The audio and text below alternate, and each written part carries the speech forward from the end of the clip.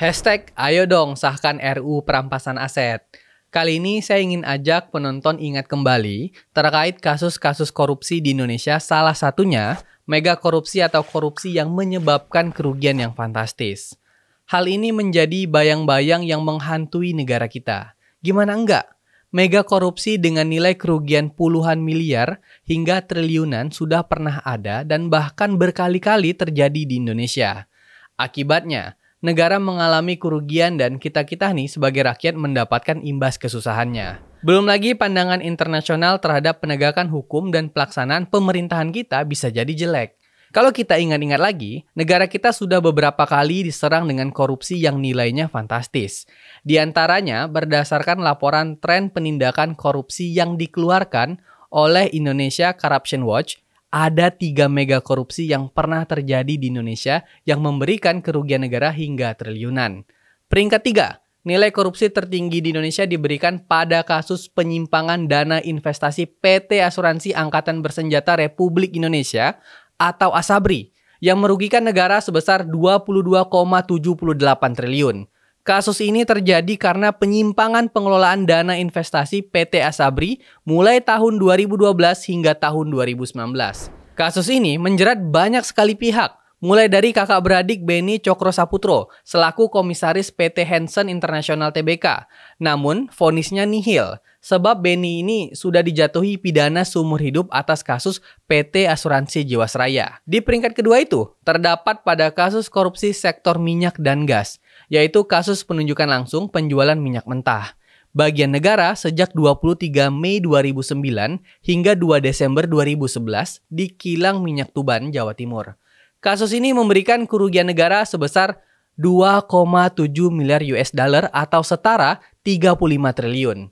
Kasus ini menjerat mantan Kepala BP Migas Raden Priyono bersama mantan Deputi Finansial Ekonomi dan Pemasaran BP Migas Joko Harsono, yang keduanya divonis pidana penjara selama 4 tahun dan denda sebesar 200 juta subsidiar 2 bulan kurungan serta lainnya. Selanjutnya, yang paling fantastis ini adalah kasus penyerobotan lahan negara untuk perkebunan kelapa sawit seluas 37.095 hektar di Kabupaten Indragiri Hulu, Riau yang menyebabkan kerugian negara sampai 141 triliun.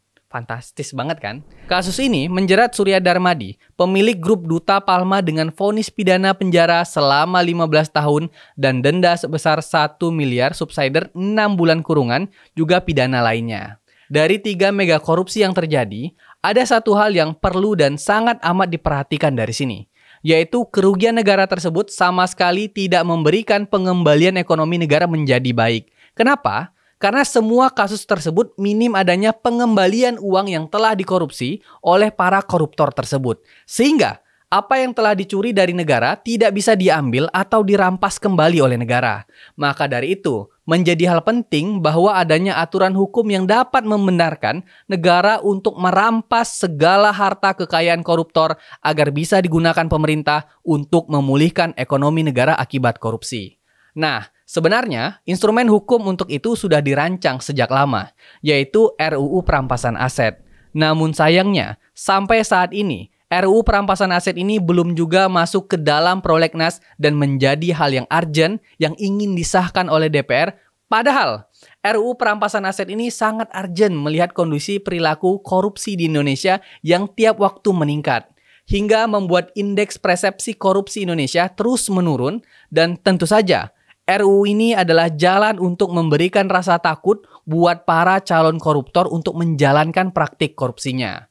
Maka, dari DPR harus membenahi setidaknya prioritas dalam menentukan undang-undang yang seharusnya segera mereka sahkan. Atau mungkin kalau DPR saat ini tidak bisa membenahi hal tersebut, ya mungkin para anggota DPR tersebut yang perlu dibenahi dan diperbaiki dengan diisi oleh orang yang tepat dan lebih paham akan urgensi undang-undang yang perlu disahkan. Dan mungkin saja, anak muda perlu ada di jajaran anggota DPR RI agar RUU Perampasan Aset bisa didorong agar segera disahkan. Kenapa harus anak muda? Karena berdasarkan survei indikator politik, 80% anak muda rentang usia 17 hingga 35 tahun menjadikan korupsi dan penegakannya sebagai kekhawatiran dan perhatian utama mereka. Adanya anak muda di DPR mungkin saja memberikan dorongan agar korupsi menjadi perhatian utama para pembuat undang-undang ini untuk segera diciptakan undang-undang yang menjadi solusi dari banyaknya kasus korupsi di Indonesia. Ya, semoga saja RUU perampasan aset ini bisa segera disahkan dan menurunkan angka korupsi di Indonesia.